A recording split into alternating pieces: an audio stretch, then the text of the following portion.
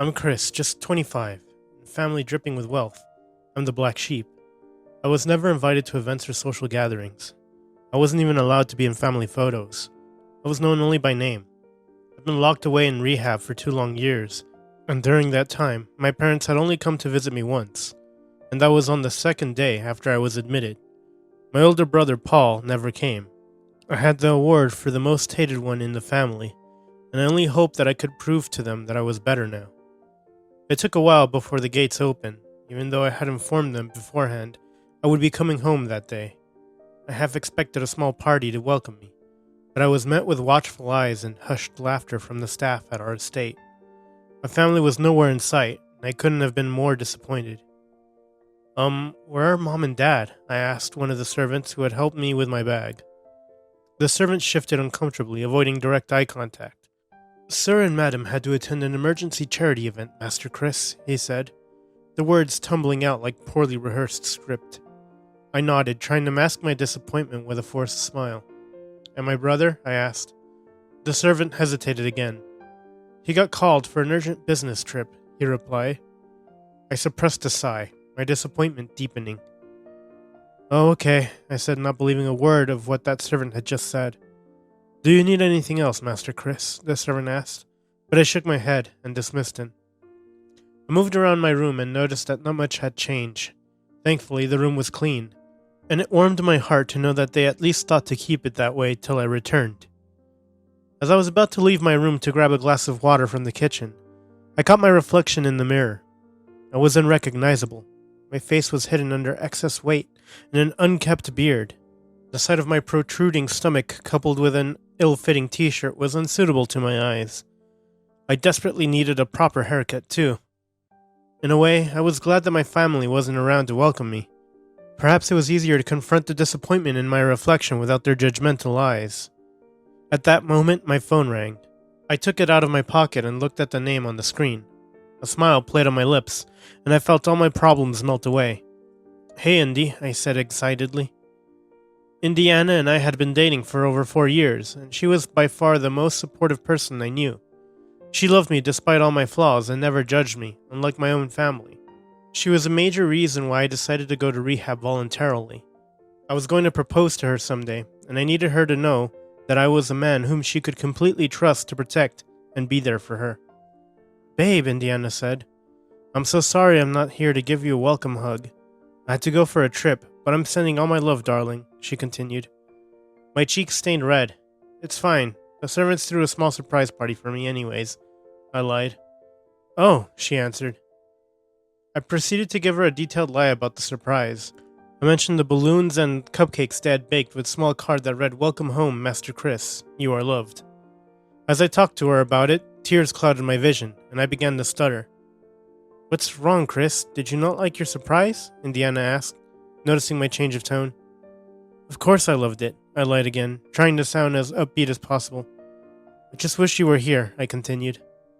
I'll be back in a week. I can't wait to kiss you and update you on everything you've been missing, Indiana said provocatively.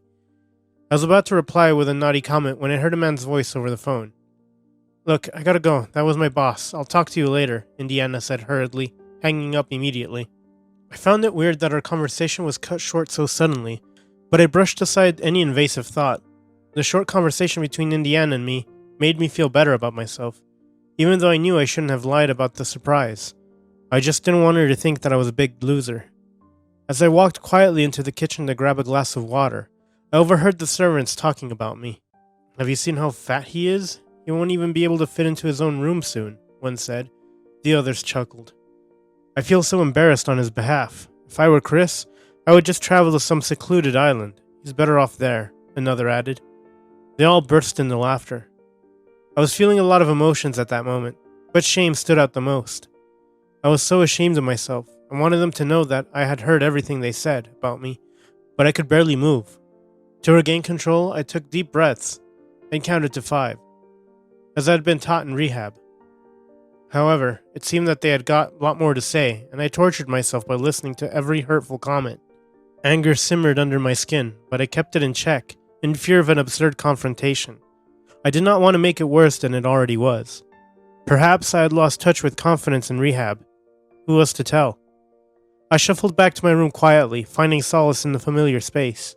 The servants asked if I wanted anything for dinner, but I refused, even though I was completely starving. I had been waiting for a good meal for 2 long years, and now I couldn't even indulge in that simple pleasure. The next day, I woke up by 11:37 a.m. I was shocked that I slept for that long, but of course, with a bed as comfortable as mine and a calm environment, it made complete sense. I entered the bathroom, brushed my teeth, and decided to give myself a clean shave. After that, I took a hot shower. Choosing an outfit turned into a struggle. My closet seemed to mock me, and I empathized with the servants' earlier jests. After a while, I settled for a polo shirt that miraculously covered a significant portion of my belly, and joggers that resembled leggings more than anything else. "Are Mom and Dad back?" I casually tossed the question to a maid as I made my way out. "They arrived yesterday night, but had to rush somewhere early this morning," she replied hesitantly. "What would you like to have for breakfast, sir?" she asked me. "Nothing, I'm fine," I responded. I ordered an Uber and asked him to drive me to a gym that I had found after a bit of research just last night. I couldn't care less about working out, but I would not allow my people to make fun of something that I believed I could control. At the gym, I honestly felt intimidated. There were a lot of shirtless men flaunting muscles in every conceivable corner. And then there was me, too shy to take off my shirt. I signed up under a completely different name and address, and lucky they were too busy to cross-check the details I threw their way. I didn't know what I was supposed to do first, so I hopped on a free treadmill. I stood there for some minutes, trying to figure out the buttons and settings. Eventually, I hit the start button and my legs began moving. I was running, or at least attempting to. As I tried to find my rhythm, I noticed a group of guys shooting glances my way, exchanging smirks and whispers, and soon it became painfully obvious they were talking about me. "You're running like a jellyfish," one of the guys shouted, and the others burst out laughing. I couldn't believe it. Was there a tag on my forehead that permitted people to make fun of me? I was mocked at home for my weight, and when I thought I could do something about it at the gym, I was also mocked. It felt like every step I took was a step deeper into the quicksand of humiliation. I pushed through the exhaustion, determined to prove the guys wrong. My legs, however, had different plans. After a while, they gave out, and I tripped, crashing onto the treadmill. Everyone laughed at me except for one guy. He was shirtless too, and he rushed to help me up to my feet. He had an unforgettable kind of face, and his eyes were an amazing shade of gray. His sandy brown hair fell casually over his forehead, and freckles were scattered all over his tanned skin. "Are you okay?" he asked me, genuine concern in his gray eyes. "Yeah, I'm fine. That didn't hurt at all," I lied, attempting to brush off the embarrassment. "Is this what this gym is about now?" the guy yelled, addressing everyone in the gym. A sudden hush fell over the place, and his eyes turned towards us. I wanted to reassure him that it was fine, but he continued speaking. "A gym is not a place to make anyone feel bad. We're all here for different reasons, and the fact that this guy is here trying to achieve his own goal is more than enough for you to respect him and treat him better. It's not okay to laugh at people and make stupid comments about them. If you noticed he isn't using equipment properly, it would take nothing from you to help him," he asserted. Before I knew it, the atmosphere shifted. People approached me, apologizing for their earlier behavior. "Thank you," I said to him. "My name is David." The name was a lie, and I hoped he would not catch the several shifts in my expressions. "I'm Lucas, and I'm really sorry about what happened. They're not usually like this at the gym," Lucas explained. "It's fine. I'm used to the hateful speech," I replied, not wanting any more pity. Lucas's gaze softened, and he shifted slightly as if to offer me more kindness. "Look, if you're looking for a gym instructor, I'd be more than willing to help," Lucas offered. The idea caught me off guard. "Gee, thanks, Lucas. I would really love that," I replied. "It's not for free, though," Lucas said with a smirk, and I chuckled. "I'm not a fan of free labor, too," I told him. "You should probably rest for a while. I'm sure that fall must have hurt," Lucas suggested. Following that incident, Lucas and I hammered out a workout schedule that suited both of us. He was surprisingly easy to talk to, and I couldn't help but wonder how different things would have been if he knew I was Chris, the so-called loser. To him, I was likely just David, the new guy at the gym, and it felt refreshing to have someone who could listen without any preconceived judgments. We clicked effortlessly, and his friendly disposition made my time at the gym so much better. A week later, I got up bright and early, ready to go to the gym, and I was shocked to find my parents and Paul seated in the dining having breakfast, after getting used to the fact that my parents may have left their estate because they didn't want to talk to me. It felt weird having them there. Hey guys, I said, unsure how to react. It's been a while. Amazing what 2 years can do, huh? Yes, and hi, Paul responded, and his entire attention was on his food like I was an inconvenience. My mother didn't say a word.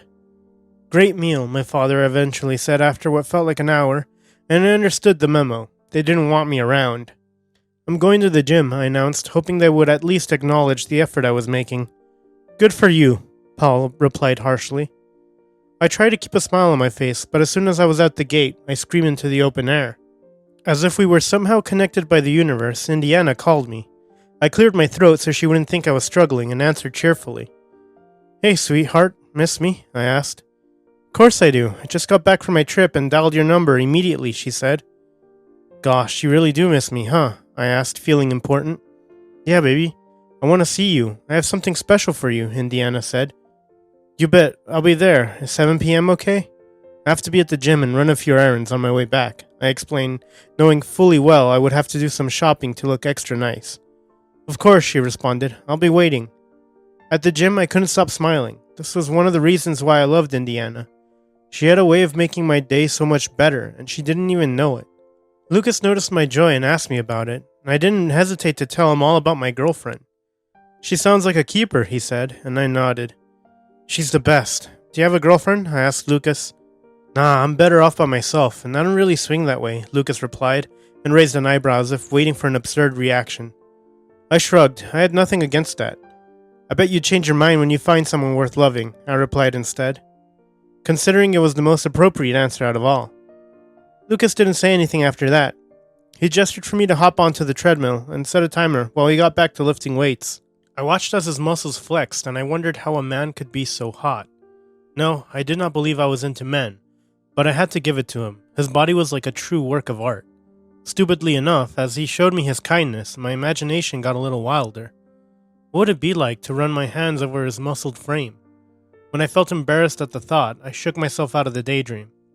I told myself it was because I wanted that kind of body for myself. But apparently I had run into a daydream again, because... You're not running, Lucas shouted, pulling me out of my daydream. I felt embarrassed and quickly hit the start button. I finished from the gym earlier than I thought, so I had more time to get a few clothes and shoes at the mall. I also got a bouquet of roses and a necklace for Indiana. Excited to surprise her, I quickly dressed up and ordered a ride to her apartment. Even though it was 2 hours early, once I reached her apartment, I inputted the passcode, relieved to find out that she hadn't changed it. However, her apartment looked vastly different. Expensive items from Dior, Louis Vuitton, and Prada were scattered around. Flowers adorned a vase, looking far more elegant than the bouquet I had gotten her. Still, I clutched my gift tightly, hoping she was home. Imagine my shock when I heard a strange noise coming from her bedroom. They were sounds I was all too familiar with. Indiana was with a man in her bedroom. The flowers dropped from my hands, and for a moment I considered walking away, but curiosity got the better of me. I wanted to know who Indiana was cheating on me with, and why. So with a heavy heart, I opened the door. Indiana jumped up, covering herself quickly, as the man she was with turned to face me. My heart shattered into a million tiny pieces. Hello, brother, Paul said unabashedly. What happened after that moment was a blur. I remember crying and screaming at both of them. I couldn't believe that Indiana had cheated on me, especially with my brother. But instead of feeling bad that he had stolen the person I cared about most in the world, Paul showed no signs of remorse. She's better off with me anyway. Look at you. You can't even see your own feet. Why don't you focus on the gym, and I'll focus on Indiana, he callously declared. Indiana, on the other hand, tried to justify her actions by placing the blame on me, as if my struggle with rehabilitation left her with no choice. I went for you, I cried. I was lonely. What was I supposed to do in those 2 years? Indiana defended herself. I couldn't believe my ears. The betrayal stung. Without another word, I took one long painful look at both of them and left. Days passed and I threw myself into workouts at the gym, channeling my frustration into every lift and every sprint. One day, Lucas begged me to take a break for a few hours as he was afraid I was overdoing it. How are you holding up? He asked me. I noticed you've been working extra hard these days. Why don't you slow down? He said. I need to lose all this weight completely. I don't care if I get hurt doing so, I responded. He tried again, this time a little softer and friendlier. It was as if he could see the frustration and hurt on my face and body. It was flattering, but I was not in the state to appreciate any of that. I think you should just calm down for a minute. Did something happen? We're friends, and you can tell me anything. I noticed you started acting weird the day after you went to visit your girlfriend. Is this about her? Lucas asked. Shut up and mind your own business. After all, you're only helping me for the money, right? I lashed out, immediately regretted my words. The man remained standing there for a while, as if in complete shock, and honestly, he had the right to react that way. I did cross my boundary, but instead of replying with anything mean, he merely huffed. Wow, I didn't know that's how you felt. Then he walked away. I didn't see Lucas after that incident. I tried calling him to apologize, but all my calls just went to voicemail. Days turned into weeks, and I beat myself up for chasing the only person who genuinely seemed to care about me. I asked some of the guys at the gym if they had heard from Lucas, and to my surprise, they told me he was not just a trainer, but also the owner of the gym, and he had traveled for something important. To add salt to the wound, they casually mentioned that all the money we paid for our workouts went to charity. Stupidity had a new poster child, and it was yours truly. Miserable became my middle name, and when I still went to the gym and did my workouts, it wasn't the same without Lucas. He was my biggest motivator, and I missed the easygoing nature, his patience, and the fact that he saw beyond my struggle with reps. I also missed the way his face would light up every time I passed what I thought was my limit. Meanwhile, back at home, Indiana and Paul made their relationship open, as they didn't feel the need to hide it from me any longer. Indiana kept giving me mixed signals, acting like it was all my fault and she was a trophy I had to win. I stayed late at night overthinking the things going on in my life. I was a failure and a loser who could never amount to anything good. For days, I struggled with sleep, and then I couldn't take it anymore. I did something I swore I would never do again. I contacted a man who was an old dealer of mine and placed an order for drugs. I just wanted to take them so I could drown the negative thoughts in my head. Being sober was just too much torture for me, and even alcohol couldn't help me. If it wasn't about how I turned into the family disappointment by dropping out of art school, it was about how Indiana cheated on me. If it wasn't thinking about that, I was thinking about Lucas and how I messed up our friendship. The next day, my dealer sent me a text message with the pickup location. He also mentioned that he would be giving it to a friend who believed he sold supplements. I arrived at the location. As I waited, I spotted someone who I could recognize even with a blindfold. It was Lucas. Lucas approached me, equally confused. Package 168? He asked me. I showed him a receipt on my phone that confirmed it was indeed my order. Hi, Lucas, I said as I took the package from him. He would probably be disappointed if he knew what was inside. Do you not want to go and sit somewhere? Lucas asked casually. I would love that, I replied. Lucas and I went to a cozy cafe, and we ordered 2 bottles of water. I see you're taking water therapy seriously, Lucas said. I smiled. My instructor is the best, I replied. And then the smile on my face turned into a frown as I remembered he wasn't my coach anymore. I just want to say I'm sorry for the way I treated you, Lucas. I can't believe my actions made you leave the gym where you're the owner. Lucas extended his hand to hold mine, and suddenly I felt nervous. It's okay, and I didn't leave the gym because of you. Something important came up, and I wanted to tell you I wouldn't be around for a month. But that incident happened, so I decided to keep it to myself, he said, not taking his eyes off of mine. And yes, I was disappointed, but I should have minded my business. No, I don't want you to mind your business. You're literally the only person I know who cares about me. I found out my girlfriend cheated on me, and I was so mad. I'd like things to go back to the way they were, I said. It's gonna be hard for me, Lucas said. His deep gaze made me read a second meaning to what he said, but I brushed the thought aside. But I'll try. I miss the gym too, and I believe in you. You don't plan on using those, do you? Lucas said, gesturing to the package. I shuddered at the thought that he had an idea of what was inside. No, I don't think I will, I replied. Great, because those supplements can make you extremely sleepy, Lucas said. I was a bit confused at the point, but I played along. Was that a cryptic message? I was so happy on my way home that I threw the drugs into the trash. I didn't need them anymore.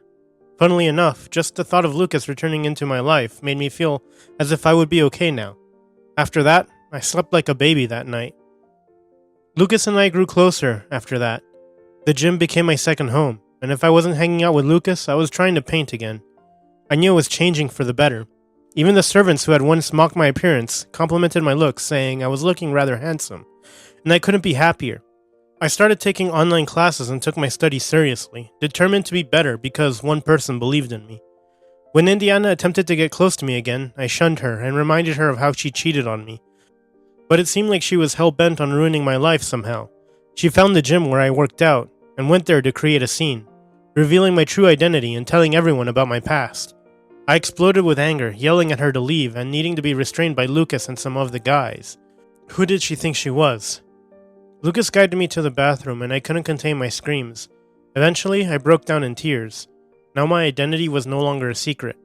Everyone knew that I was a former drug addict, a loser. Lucas was the first to break the awkward silence after a while. "So you're Chris?" Lucas asked me. I shrugged. There was nothing I could do but be honest. "I'm so sorry for keeping my identity hidden. I just didn't want anyone to know how much of a loser I was," I told him. Lucas pulled me into a warm hug. "I don't care about that, Chris, or David. You're still you. You're still an amazing guy who goes for what he wants. You're not a loser. You're a winner for never letting your past hold you from being better," Lucas reassured me. Tears streamed down my face, and once we pulled away, Lucas gently wiped them away, his hand lingering on my cheeks. "I don't care what anyone thinks of you, Chris. You're perfect just the way you are," Lucas said. "I'm so proud of how far you've come, Chris."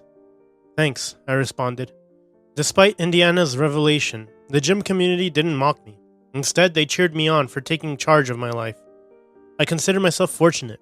I began to notice the little things Lucas did for me, and I couldn't help but read extra sweetness into each gesture. For instance, every morning, Lucas would send me motivational texts and attach cute stickers.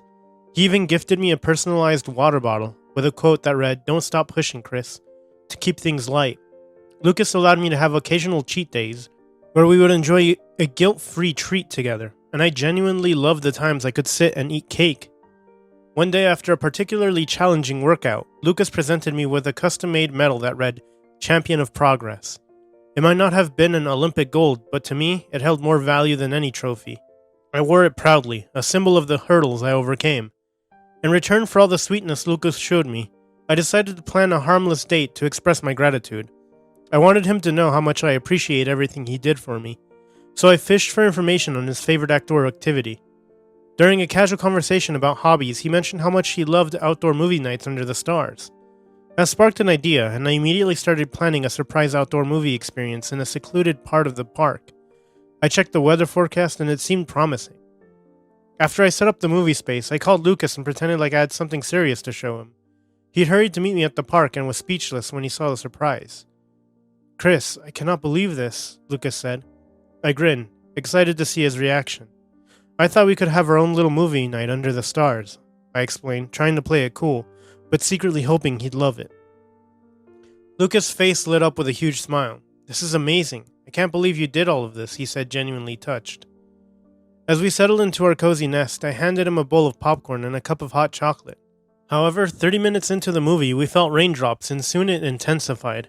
Instead of panicking, we both just burst into laughter, leaning against each other under the open sky.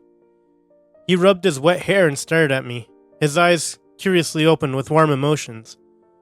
"I think I've found someone worth loving," Lucas said, looking into my eyes. His words caught me off guard, and my heart raced like crazy. Without a second thought, my lips met his in a deep and passionate kiss. "I'm sorry," I said, pulling away. "Don't apologize," he said, and in the heat of the moment, I grabbed Lucas, initiating another intimate kiss. After that day, Lucas and I officially started dating. I was the happiest I'd ever been in years. Lucas made me a better person, and I was glad to have him in my life. Indiana was the only person who still caused trouble. Even while she was dating Paul, she still pursued me. At one point, she claimed she would leave Paul and get back together with me.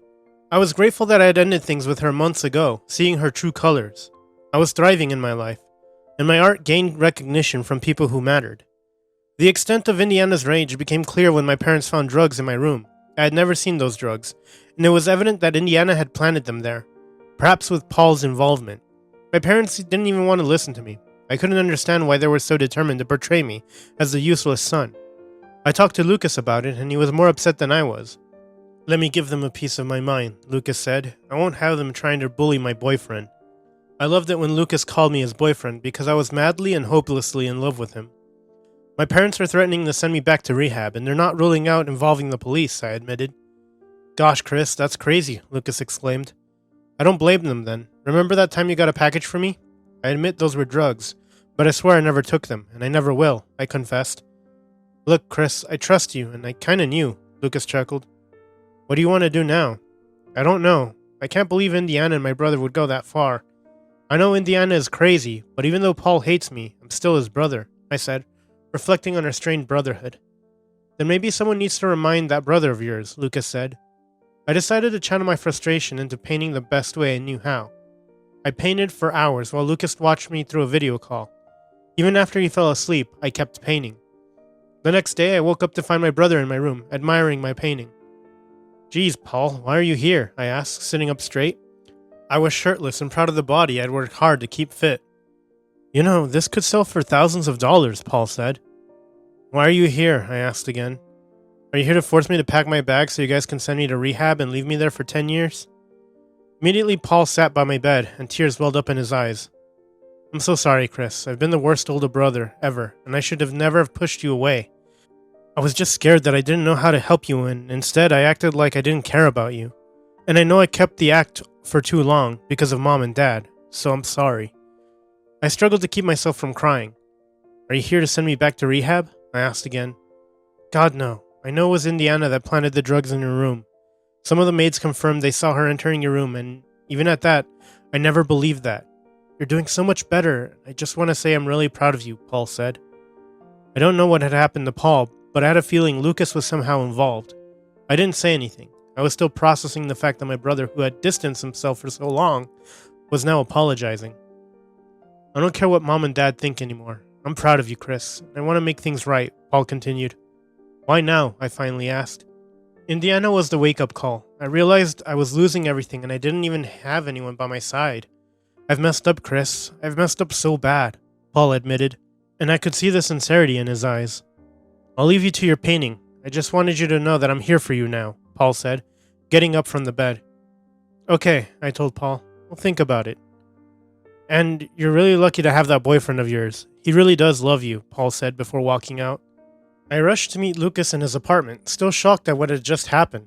Once he opened the door, I wrapped my arms around him and kissed him. Thank you, I told him. I'll make sure that everyone sees what I see in you, babe, Lucas promised, and he didn't fail to keep his words. Slowly, I started warming up to Paul, even though it was hard, considering all the mean comments he threw at me in the past. To show me he was fully ready to stand by me, he made sure Indiana paid for trying to frame me by suing her in court for defamation and using drugs. He also filed a restraining order against her when she came to our house a couple of times, begging for us to forgive her. My parents still didn't talk to me, and I decided I was going to confront them. I told Paul about it, and he expected that the reason my parents weren't talking to me was because all the pain I caused them, especially my mom. I knew I was the one who messed up, and I really wanted to let them know I had changed for the better. Hey, Chris, Paul called out as I entered the dining. Mom, Dad, Chris has something to say. My parents looked up at me, and I felt tense.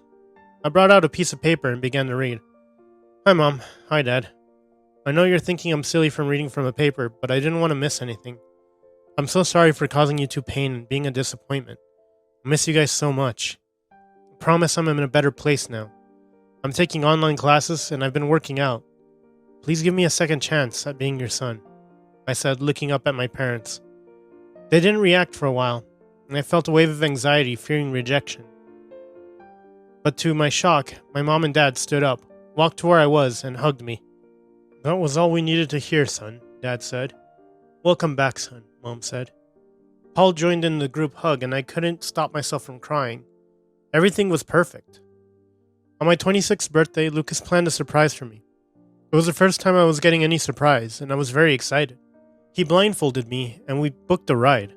I kept asking him where he was taking me, but he refused to say anything until we arrived. I stepped out of the car, and Lucas carefully led me to his surprise. Take off your blindfold, Lucas said, and I hurriedly removed it. I couldn't contain my excitement. I was in front of a new building that had Chris's art gallery written on it. The staff at my house, the guys at the gym, and most importantly, my family were all present. Surprise, they all yelled, and confetti filled the air. My parents hugged me for the first time in years, and I almost felt like I was dreaming. Happy birthday, son, they said. I walked over to where Lucas stood and kissed him. I love you, Lucas, I told him. I love you more, Chris. Conclusion. The gallery opening on my 26th birthday was beyond anything I could have imagined, and it marked a new beginning for me. Not just as an artist, but as someone who had overcome personal struggles and rebuilt fractured relationships. Together, Lucas and I faced the storms and emerged stronger. Lucas stood by me through thick and thin, and I couldn't have asked for a better partner. With his love and support, I found the strength to confront my past, make amends with my family, and establish myself as an artist. Indiana was found guilty and sent to jail. Hope she makes the most of her time there. The end. Have you ever had a friend who saw beyond physical appearances and appreciated you for who you are, like Lucas? Share your experiences in the comments. Thanks for watching. Consider subscribing to become part of our Rainbow Force and stay wholesome.